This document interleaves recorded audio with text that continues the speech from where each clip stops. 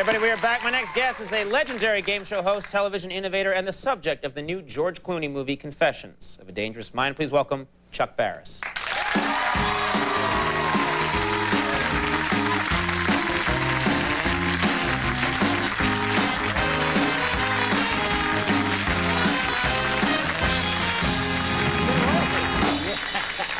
There's so much to talk about here. First of all, I loved the movie. Oh, that's great. And I thought the actor, Sam Rockwell, did a great job, because I grew up with The Gong Show, watching your shows, and I thought he nailed you. I thought he did a perfect impression. He did. He didn't nail you. I'm sorry. Okay. Listen, if you're going to be like that, I got other places I can go. No. These people disgust me, and I apologize. No. No, Sam's great. He followed me around for 4 months, and he, you know, he just watched everything I did, listened to what I said, and then he went up and went to Montreal and did this great performance. Yeah. And I couldn't imagine that movie without him. He's a good guy. Must be very strange when, I mean, these are, you got George Clooney directing and also starring in it. You got, and then you have this person who's becoming you. He's being, and you're on the set. You visited the set. What's it like when you're there on the set and they're portraying your life? There's a guy up there playing you, hosting the Gong Show. Well, George was so great. There was no reason why I should have been there, but he let me come. And he said, come on up to Montreal where we're shooting at any time you want.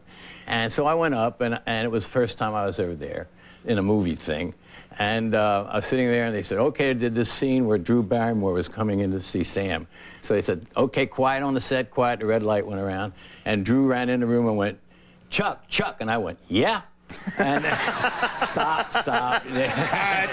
Stop. So, $60 million down the drain. Yeah, that wasn't too sophisticated of you. No, but, the whole thing was just incredible for me. I couldn't believe this. From the beginning. I want to get your take on something. Probably the biggest show on television right now is American Idol. Yeah. And in the early rounds of American Idol, there's definitely a Gong Show quality to it. You have some of these horrible performers coming out. Yeah. So there's sort of this weird parallel with the Gong Show. Do you think there's an essential difference, though, between the two of them? I think it's a big difference. On the Gong Show, all the acts knew they were rotten. I mean, there wasn't any future. So when the judges, made fun of them or something, nobody took it seriously. It was all kind of fun and simple. American Idol, I think the acts really think they're good. And the judges are mean. Yeah. They want to just get those acts crying and get them off the stage, Well, they have some of them. I mean, some of them come out and they'll sing horribly off key, but you can see in their eyes they think their friends have always told them they're good. Simon rips them to pieces, and then you see them running into the parking lot crying. Yeah, that's kind of mean-spirited. And I don't know. But good television. Sorry. Please, don't. Now they're mad at me. No, and they have a right to be. But it was... But it is true, yeah. No, but it was, it's a big difference in attitudes. But the audiences are immense, so I guess, everybody wants to be mean. You used to love a lot of the aspects of the Gong Show. You didn't like it when dog acts came on. You didn't. Well, no, dog acts bored me. They all went through loops and jumped up ladders, Right. So I usually just put a little Alpo dog food on my crotch, and they would come out, and they'd go right from my pants. And the trainer would be amazed. And I thought that was very funny. But now that I talk about it, it doesn't sound so funny. No. That's so weird that you think it doesn't sound so funny now, and I'm thinking, like, this is good. There's so much I can learn. Yeah, that's true. Because I remember the dogs always doing that. And the trainer was like in shock. What is happening to Fido? Right. He should be going up that ladder, and he's running to that man's And of course, crotch. you'd act like, why is this happening? Why is this happening? Whoa, get this dog off of me. Right. You're a bad, bad man. I am. In the movie, you see this scene where there's a famous exchange on the Newlywed Game, which is one of the shows that you created. And there was this, I had always heard that this happened on the Newlywed Game. I thought it was a myth.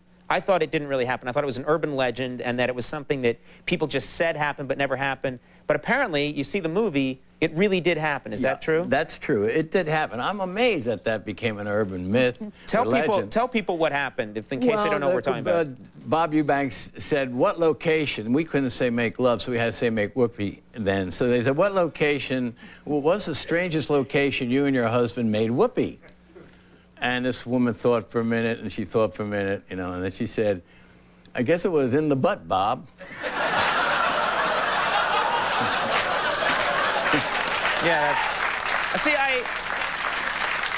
But we bleeped it. You bleeped it? Yeah, so it went in the bleep, Bob. Right. So then everybody put in their own, you know, words, whatever they were. Right, But that's right. legend. Yeah, and I always thought that that's just one of those things that people say happened, didn't happen, but you were there, it did happen. Yeah, but you know, it's amazing because I'll go down in history as being the creator of the show that said in the butt, Bob. Big deal, you know? We have a masturbating bear on this show. There are worse things, Chuck, let me tell you. So. We all have our own level of hell. Our next guest is Dante. You wrote this book, Confessions of a Dangerous Mind, 20 years ago, and probably didn't expect all this to happen. Absolutely. It was out there for a long time, and it was a cult book that people would read, and then it becomes this movie, and everyone's saying this is this excellent movie, it's a great story. What's next? What are you going to do next? Well, the next thing to do is a sequel. If I can get away with that, then I'll, you know, try to figure out what to do with the rest of my life. I don't know how much will be left of it, but that's what I'll try. Well, I hope you're here for a long time. I really enjoy you, and I've always really... It's good to see you. Confessions of a Dangerous Mind is in theaters now. The book is available. It's out there. Chuck Barris. Thank you, He's a good man. Thank you. We'll be right back with Dave Attell. Stick around.